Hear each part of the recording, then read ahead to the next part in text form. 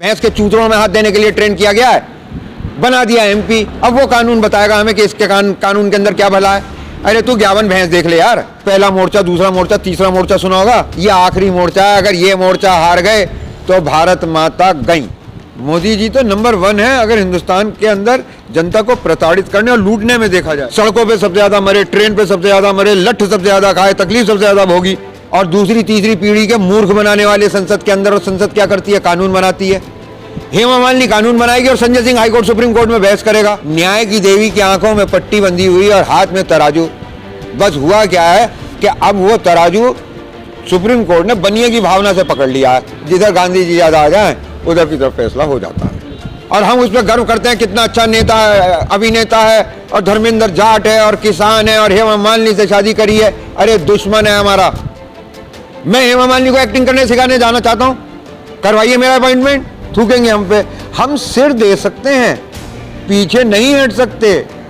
आपको भी सिर देना पड़ेगा। आप सिर देने के लिए मैदान में आ जाइए। बड़ी दुखद और बड़ी विडंबना की बात है, और आप जितनी बातें कह रहे हैं ये सारी की सारी बहुत ठेस पहुंचाने वाली हैं। आज 400वां प्रकाश उत्सव है गुरु तेग बहादुर का। ये नए गुरु थे सिखों के। आज दिल्ली के सरहदों पे सिख हैं और दिल्ली की सत्ता में मोदी जी हैं। गुरु तेग बहादुर की शहादत यहीं दिल्ली में हुई थी। उस वक्त यहाँ पे बादशाह हुआ करता था, औरंगज़ेब, बड़ा जालिम बादशाह बताया जाता है, और लोगों को बड़ा दुखी करता था। लेकिन मैंने अपना एक अंदाज़ा लगाया कि जितना उसका बड़ा राज्य था, जितने उसके पास संसाधन थे, उसके मुकाबले मोदी जी आज कहीं ज़्यादा बड़ी तादाद में लोगों को प्रताड़ित कर रहे हैं, तंग कर रहे हैं और परेशान कर रहे हैं। और कोरोना वाली बीमारी के बारे में आपको बता दूं, प्रधानमंत्री ज़्यादा जालिम है। देखिए, हिंदुस्तान ने बहुत लुटेरे देखे, लेकिन उस टाइम पे भी जब बाहर से आक्रांता आते थे और लूटते थे तो गांव के लोग अपनी कीमती चीज़ों को हांडियों में, जंगल में कहीं दबा दिया करते थे, और उनके जाने के बाद निकाल लिया करते थे जो जिंदा बचते थे। लेकिन मोदी जी ने तो दूर देहात, बिल्कुल इंटीरियर में आदिवासी बुढ़िया की वो जीवन भर की पूंजी जो उसने जो गोल गोल करके और चावल की हंडिया में रख रखी थी, वो भी लाइन लगवा के बैंक में ले ली। तो इससे बड़ा तो लुटेरा भी नहीं आया है। मोदी जी तो नंबर 1 है अगर हिंदुस्तान के अंदर जनता को प्रताड़ित करने और लूटने में देखा जाए। ब्लैक मनी लेने के लिए किए थे, सब काला धन लाने आ गया 15 लाख आपको मिलेंगे उसके बाद। मिल गए। उम्मीद तो यही लगी थी आपको। उम्मीद थी तभी तो दोबारा चुन के भी आ गए सत्ता में। देखो जी, मैं अपनी तो बता दूं आपको कि मैं तो कैसी सी नेचर का हूँ। हिंदुस्तानी तो मजबूत लोग होते हैं और इन्होंने तो 1000 साल के इतिहास ने इनके बता रखा है। मेरे को 15 लाख क्या, अगर 1.5 लाख भी मोदी जी कह देना तो मैं तो अब भी दे दूंगा। बिकाऊ माल है, हमें अपने मरनों के दुख का दुख नहीं होता। इतनी जनता यहाँ से सबसे ज़्यादा बिहार के लोग प्रताड़ित होकर पहुँचे पूरे देश से। बिहार के अंदर सड़कों पे सबसे ज़्यादा मरे, ट्रेन पे सबसे ज़्यादा मरे, लठ सबसे ज़्यादा खाए, तकलीफ सबसे ज़्यादा भोगी। अब बिहार में क्या हुआ? सरकार बनी। वो तो कहते हैं नॉन रोटी खाएंगे, मोदी जी को जिताएंगे। विनाश काले विपरीत बुद्धि, इन्हीं के बुजुर्ग कहते हैं। बुद्धि भ्रष्ट हो चुकी है अगर जनता ऐसा कह रही है। लेकिन मेरा अपना मानना यह है कि हिंदुस्तान की जनता मजबूर हो सकती है, मूर्ख नहीं हो सकती। और अब की बार ईवीएम का जादू हटवा लीजिएगा और देख लीजिएगा। क्या लगता, मजबूरी में अभी तक लोग वोट देते रहे? क्या पता? नहीं, देखो, पहली बार में तो ये बहकाए गए थे, धोखे में लाए गए थे। दूसरी बार में इनको ईवीएम के बूते पे उन्होंने दावे से कहा था कि कुछ करें ना करें, इतनी सीट तो हमारी आनी है। तो जिस सिस्टम की वो बात कर रहे हैं, उस सिस्टम के खराब होने की अभी जो मेन मीडिया कर रहा है ना बातें, वो सिस्टम मोदी जी कैप्चर कर चुके हैं, इसलिए सिस्टम बिगड़ गया है। तो आखिर ये सिस्टम क्या है जो मीडिया अभी तक सरकार के ऊपर हमलावर न होकर के सीधा कहती है सिस्टम में खामियां हैं, इसलिए लगातार मौतें हो रही हैं और चीज़ों को, लोगों को व्यवस्था नहीं मिल रही है? तो मैं आपको सिस्टम का मूल बता दूं। भारत ने जो ये व्यवस्था ली है, जिसे सिस्टम कहा जा रहा है, ये Westminster based British parliamentary form of government है। ठीक है ना? मोदी जी पार्लियामेंट के अंदर हैं, वहाँ पे जो सबसे बड़ा दल जीतता है उसके नेता को प्रधानमंत्री बनाया जाता है। इस वक्त एनडीए बीजेपी के नेतृत्व में वो सरकार चला रहे हैं।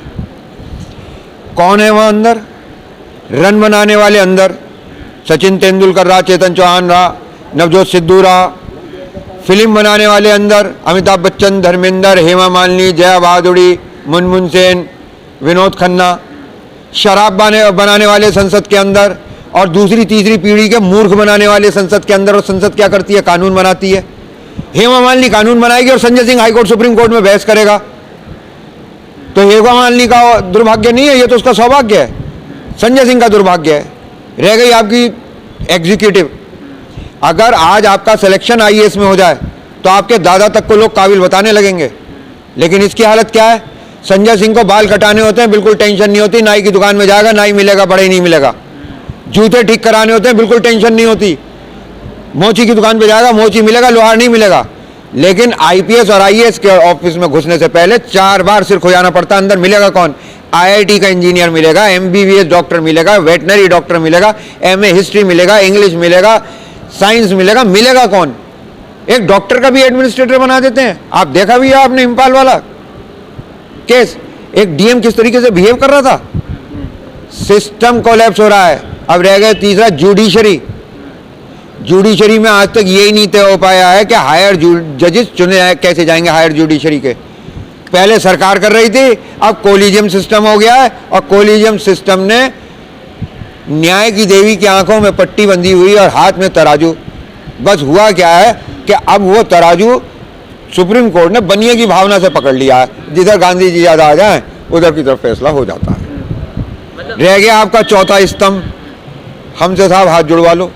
ये थोड़ा बहुत सोशल मीडिया वाले ही हम लोग एक दूसरे के पास अपनी आवाज़ पहुंचा पा रहे हैं, नहीं तो आज तो पता चल जाना चाहिए था। अगर 6 घंटे पहले पता चल जाता रोहित सरदाना को कि उसने कितनी गंद भोग के वो इस देश दुनिया से जा रहा है, इस नश्वर संसार से जा रहा है, तो शायद वो ये सारे कर्म नहीं करता। अंजना ओम कश्यप को भी अब समझ लेना चाहिए, ये पैसे साथ नहीं जाएंगे, ये रुतबा पास नहीं जाएगा। क्या बोलना है, कैसे बोलना है, किसको बोलना है, दिन भर इन्हीं मैनिपुलेशन में लगा रहता है ये मीडिया। रोहित सरदाना की मौत पर तमाम मीडिया जगत गमगीन है। साथ ही प्रधानमंत्री भी शोकाकुल थे, उन्होंने भी अपनी संवेदना जाहिर की। लेकिन तकरीबन 300 से ज़्यादा किसानों की शहादत पर प्रधानमंत्री ने कभी कुछ नहीं कहा, मौन। आपने ये शहादत की बात करी, सिक्खी की नींव शहादत के ऊपर है। गुरु तेग बहादुर ने अपनी शहादत दी थी, शहादत से हम नहीं डरते। अफसोस की बात दूसरी है, आप तो रोहित सरदाना साहब का केस दे रहे हैं। शराब पीकर बाथ टब में नहाती हुई भारत की एक अभिनेत्री श्रीदेवी की मृत्यु हो गई। मोदी जी ने कितने गमगीन होकर ट्विटर किया था, कुछ याद है आपको? ये तो फिर भी चौथे स्तंभ का है। वो जो 5वां स्तंभ है, फिल्मी दुनिया। आप जानते हैं फिल्मी दुनिया का क्या प्रभाव है? बीकानेर कहाँ है? वहाँ धर्मेंद्र। मथुरा कहाँ है? वहाँ हेमा मालिनी। गुरदासपुर कहाँ है? वहाँ सनी देओल। एक अकेले जाट के परिवार ने जाट जाट और किसान किसान कह के अपने आप को किसानों की और जाटों की राजनीति खत्म कर दी। और हम उस पर गर्व करते हैं, कितना अच्छा नेता है, अभिनेता है, और धर्मेंद्र जाट है और किसान है और हेमा मालिनी से शादी करी है। अरे दुश्मन है हमारा, हम उन्हें तो आज तक पहचान नहीं पाए। हमारे सारे स्तंभ एक एक करके गिर रहे हैं। सरकार वो जो कुछ बच रहा है ना, वो यहाँ आके आखिरी स्तंभ खड़ा हुआ है। This is called final front. आपने पहला मोर्चा, दूसरा मोर्चा, तीसरा मोर्चा सुना होगा, ये आखिरी मोर्चा है। अगर ये मोर्चा हार गए तो भारत माता गई। अगर वो फिल्मों में काम करते हैं तो आपके दुश्मन है। रियल लाइफ में और रियल लाइफ में थोड़ा फर्क होता है। हेमा मालिनी को संविधान के बारे में कब जानकारी हुई साहब? हेमा मालिनी को खेती किसानी के बारे में कब जानकारी हुई साहब? अब आके मथुरा में वो किसानों को ये बताएगी कि ये कानून उसके फायदे में, उनके फायदे में कैसे है। मैं हेमा मालिनी को एक्टिंग करने सिखाने जाना चाहता हूं, करवाइए मेरा अपॉइंटमेंट। पिक्चर अभी बाकी है, हम भी अभी जिंदा हैं। मैं भी चाहता हूं जाके आप मेरे को किसी के एक्टर का जो है 5 लाख रुपए रोज पे जो है ट्रेनर नियुक्त करवा दीजिए। सरकार आ जाए, वो भी कानून पे बोलने। पूरी जिंदगी by education, by qualification, by profession. Doctor Sanjeev Balyan veterinary doctor है, भैंस के चूतड़ों में हाथ देने के लिए ट्रेन किया गया है, बना दिया एमपी। अब वो कानून बताएगा हमें कि इसके कानून के अंदर क्या भला है। अरे तू 51 भैंस देख ले यार। हेमा मालिनी तो जाती तो है खेत काटने के लिए हेलीकॉप्टर चुनाव के टाइम पे। काश ऐसे किसान सब हो जाएं तो मैं भी शिकायत करनी बंद कर दूंगा। और एक बात बताऊं, अगर किसान हेलीकॉप्टर से आने लगेंगे तो आप जैसे पत्रकार एलन मस्क के रॉकेट में बैठ के उड़ रहे होंगे मेरे दोस्त। तुम्हारे भी अच्छे दिन आएंगे, पर लाओ तो सही। अब जिस तरीके का माहौल है, खासकर यूपी में भी अब कोरोना के केसेज यानी महामारी की लगातार बढ़ोतरी हो रही है, तो अब वो 2 दिन की जगह 3 दिन का लॉकडाउन कर दिया है। हो सकता है आने वाले समय में संपूर्ण लॉकडाउन की स्थिति पैदा हो, तो क्या इससे ये लगता है कि शाहीन बाग जैसी स्थिति बनेगी? शाहीन बाग की असफलताओं ने हमें सफलता का रास्ता दिखाया है। हम अपने अनुभव से और अपने विवेक से सही और गलत का चयन करते हैं। शाहीन बाग एक कामयाब आंदोलन था, उसको असफल करने के जो इन्होंने तरीके अपनाए उसे असफल कहना गलत है, लेकिन वो जहाँ अपने परिणाम को लाने में असफल हुआ है वहाँ हमने रास्ता ढूंढ लिए। इसे शाहीन बाग पार्ट 2 समझ लें।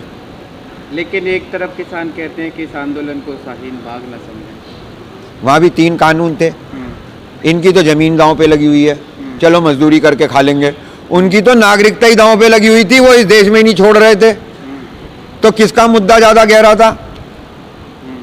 भाई मेरे पड़ोसी की तो जान भी जा रही है, माल भी जा रहा है, मेरा माल ही माल जा रहा है। तो लड़ाई उसकी बड़ी है, मेरी बड़ी है।